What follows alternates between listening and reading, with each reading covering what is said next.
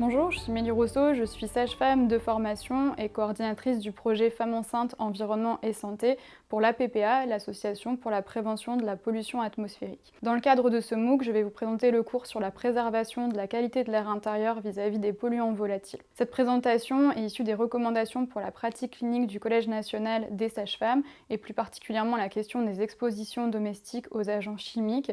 Et cette question a été travaillée avec le docteur Fabienne Pelé, médecin généraliste et épidémiologiste en santé et environnement, et les docteurs Camille Roseau et Justine Bainvel, également médecins généralistes. Pour commencer, il faut savoir que nous passons environ 80% de notre temps dans des lieux clos.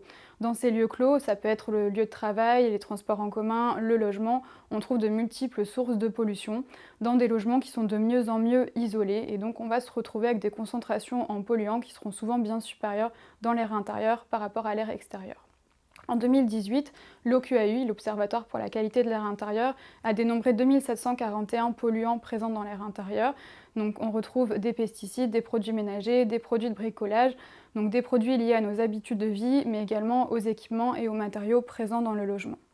Des récentes études de cohorte ont montré l'imprégnation des individus, et c'est par exemple le cas de la cohorte Esteban. Par rapport aux éthers de glycol, cette cohorte a montré que l'ensemble de la population étudiée, adultes comme enfants, était exposée à au moins un des 8 métabolites d'éthers de glycol. On retrouve des associations avec des produits de consommation courante, comme les cosmétiques ou les produits ménagers. Dans le cadre de ce MOOC, nous allons nous intéresser plus particulièrement à la période périnatale, qui constitue une période de vulnérabilité vis-à-vis des polluants environnementaux. On parle aussi de période critique d'exposition. Plus simplement, cela signifie que pendant les 1000 premiers jours, de la fécondation jusqu'aux 2 ans de l'enfant, on va avoir vraiment une fragilité par rapport aux expositions aux polluants environnementaux qui auront davantage d'impact qu'à d'autres périodes de notre vie. L'organisme, pendant la période périnatale, est en plein développement. On va avoir une grande plasticité par rapport aux polluants environnementaux et les polluants présents à ce moment-là peuvent perturber la mise en place des fonctions métaboliques et physiologiques.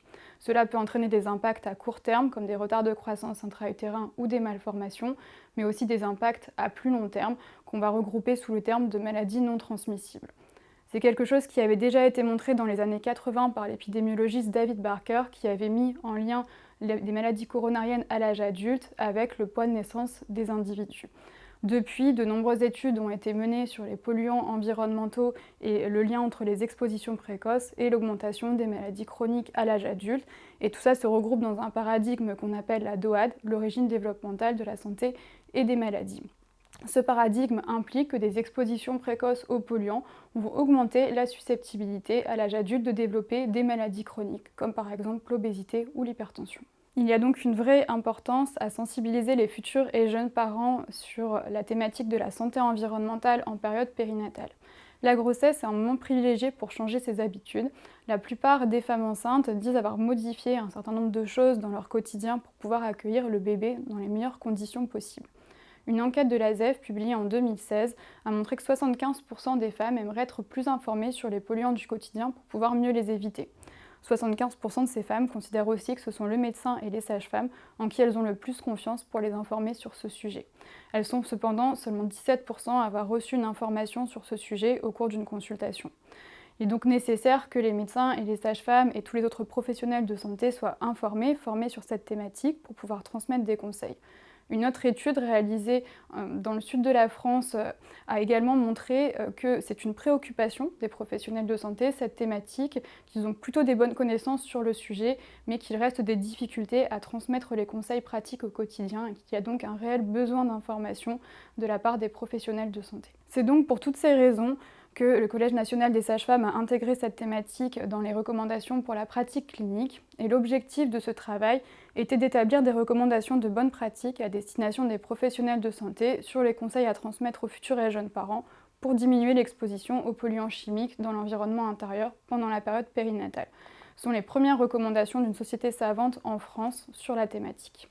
4 étapes ont été mises en œuvre pour répondre à cette problématique. La première étape consistait à identifier les substances prioritaires. Il fallait pour cela que ce soit des substances ayant des effets reprotoxiques, c'est-à-dire des effets nocifs sur la fertilité de la femme ou de l'homme ou sur le développement de l'enfant, que ces polluants soient de source intérieure et qu'on ait des études sur les expositions environnementales ou les contaminations biologiques. La deuxième étape consistait à identifier des mesures limitant l'exposition au domicile au travers d'études évaluant les facteurs influençant l'exposition ou la contamination de la population, ou alors d'études interventionnelles qui mesuraient l'efficacité des mesures de réduction. Enfin, la troisième étape consistait à identifier les conseils déjà existants et diffusés pour réduire les expositions chimiques domestiques au travers de différents outils ou sites internet. Ces 3 étapes ont permis d'aboutir à l'élaboration de recommandations pour la pratique clinique, auxquelles ont été attribuées des gradations, des niveaux de preuve. On ne pourra pas détailler ça dans le cadre du MOOC, mais vous retrouvez tous les détails sur l'article qui se trouve sur le site du Collège national des sages-femmes. La première étape consistait à identifier les substances prioritaires. Donc dans cette étape, on a traité séparément les pesticides des autres polluants. 28 composés prioritaires ont pu être identifiés qui correspondent à 7 familles chimiques. La famille chimique la plus représentée est celle des éthers de glycol. Ces éthers de glycol se retrouvent dans de nombreux produits d'usage domestique, par exemple des produits de bricolage de décoration, des lacs, des vernis, mais aussi du mobilier. Concernant les pesticides, 45 pesticides d'intérêt ont été identifiés, dont 24 sont fréquemment retrouvés dans les logements ou classés reprotoxiques. Parmi ces pesticides, ce qu'on retrouve le plus souvent, ce sont les insecticides et en particulier la famille des pyréthrinoïdes. Les pyréthrinoïdes, on peut les retrouver dans de nombreux produits domestiques, par exemple les aérosols anti-moustiques, les produits anti-puces, anti-tiques ou encore le traitement du bois. Ensuite, nous avons étudié les mesures permettant de limiter l'exposition aux polluants au domicile. On peut prendre par exemple les phtalates.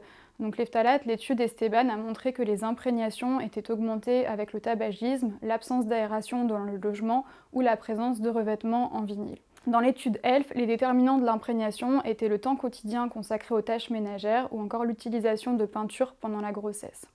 Pour ces polluants que sont les phtalates, des études interventionnelles ont également mesuré l'efficacité des mesures de réduction. Et on voit par exemple que le lavage des mains permet de réduire les imprégnations en phtalates et que le fait de dépoussiérer le logement a également une efficacité sur les imprégnations. Pour les pesticides, des études mettent également en évidence des déterminants des imprégnations et ce sera par exemple l'alimentation, le fait d'avoir un animal au domicile ou encore d'utiliser des traitements vétérinaires ou des insecticides au domicile. Des études évaluant les mesures de réduction de l'exposition aux pesticides ont également été menées. Elle montre que par exemple l'aération de la pièce lorsqu'on utilise des traitements insecticides aura une véritable efficacité sur les concentrations en pyréthrinoïdes dans le logement. De même, des études montrent que le fait de porter des gants ou se laver les mains permet de réduire les imprégnations en pesticides. La troisième étape consistait à identifier les conseils existants déjà relayés aux futurs et jeunes parents pour réduire leurs expositions chimiques domestiques. Donc pour cela, un panel de 13 outils de prévention a été analysé. Ce sont des outils qui étaient destinés au grand public, spécifiquement aux futurs et jeunes parents ou alors aux professionnels de santé. Il a pu s'agir de sites internet, de livrets, d'affiches et de diverses plaquettes. Ces outils ont été émis par des agences sanitaires, environnementales, des associations ou des représentants de professionnels de santé. L'analyse de ces outils a permis de recenser 38 conseils qui ont ensuite été regroupés en 10 grandes thématiques: l'aération, la ventilation, le tabac, les appareils à combustion, les produits d'entretien, tout ce qui va concerner les travaux, le bricolage, l'aménagement, les pesticides, les parfums d'ambiance, les textiles et enfin les jouets. Ces 3 étapes ont permis d'aboutir à l'élaboration de recommandations. Ces recommandations concernent l'ensemble du foyer mais vont être particulièrement importantes pendant la période périnatale. On va avoir 3 axes dans ces recommandations qui sont vraiment interdépendants et d'importance égale. Le premier axe sera la diminution de l'exposition existante. Le deuxième axe, la réduction des émissions.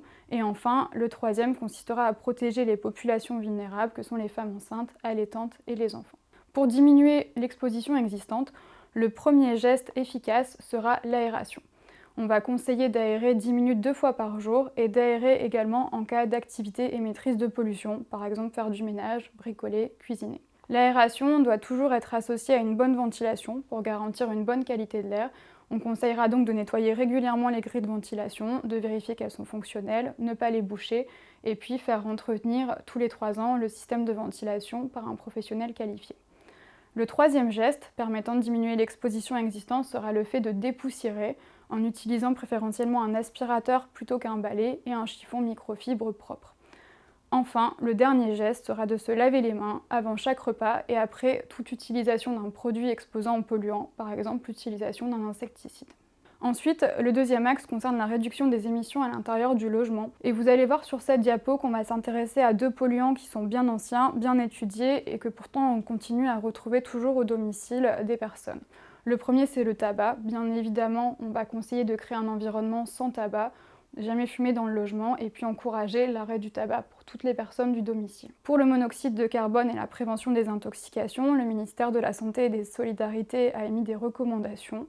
Ce sera par exemple chaque année de faire entretenir les appareils à combustion par un professionnel qualifié, même 2 fois par an pour les combustibles solides, de respecter les consignes d'utilisation, et en particulier le fait de ne pas utiliser pendant plus de 2 heures des appareils de chauffage d'appoint mobile, et puis également de ne jamais utiliser de groupes électrogènes, brasero et barbecue à l'intérieur du logement. Ensuite, nous allons voir quelques gestes simples qui vont permettre de réduire les expositions aux produits d'utilisation courante. Par exemple, le fait de déballer les meubles et de les aérer avant de les utiliser, d'éviter les parfums d'ambiance, on parle là de l'encens, des bougies et des diffuseurs divers, et de laver les textiles avant utilisation. Concernant tout ce qui va être produits d'entretien, travaux et bricolage, là aussi quelques mesures permettront de se protéger des expositions, porter des gants, limiter le nombre de produits, éviter les formats en spray pour limiter l'inhalation de ces substances. On conseillera aux futurs et jeunes parents d'essayer de repérer les pictogrammes de danger. Donc là, il y en a 2 qui sont représentés sur la diapo, mais il en existe d'autres. Ça permet par exemple de repérer les produits qui vont être irritants ou allergisants pour le premier pictogramme, ou même les produits considérés comme cancérigènes, mutagènes ou reprotoxiques avec le deuxième pictogramme représenté. On encouragera également les futurs et jeunes parents à préférer les produits qui vont être labellisés.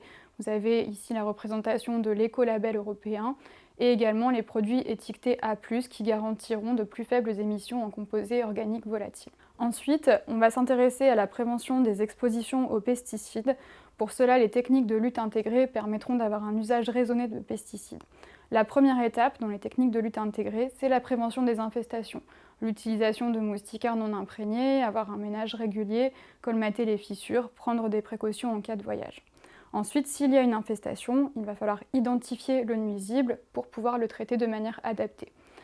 Une fois qu'on devra traiter, il faudra par exemple préférer des insecticides sous forme de gel ou d'appât plutôt que les aérosols. Pour certains types de nuisibles, comme les punaises de lit ou les cafards, il sera nécessaire de demander conseil à un professionnel. Enfin, plus généralement, sur les pesticides, on conseillera d'éviter les traitements vétérinaires topiques, comme les colliers ou les pipettes, les traitements anti-acariens de la literie, les pesticides dans le jardin, il existe plein d'alternatives mécaniques et biologiques. Et enfin, les répulsifs anti-moustiques ou moustiquaires imprégnés en l'absence de maladies vectorielles. Si toutefois des produits pesticides devaient être utilisés, il faudrait respecter les précautions d'emploi, porter des gants, se laver les mains et bien aérer la pièce comme on a pu le voir précédemment. Le troisième axe concerne la protection des populations vulnérables, donc les femmes enceintes, allaitantes et les jeunes enfants.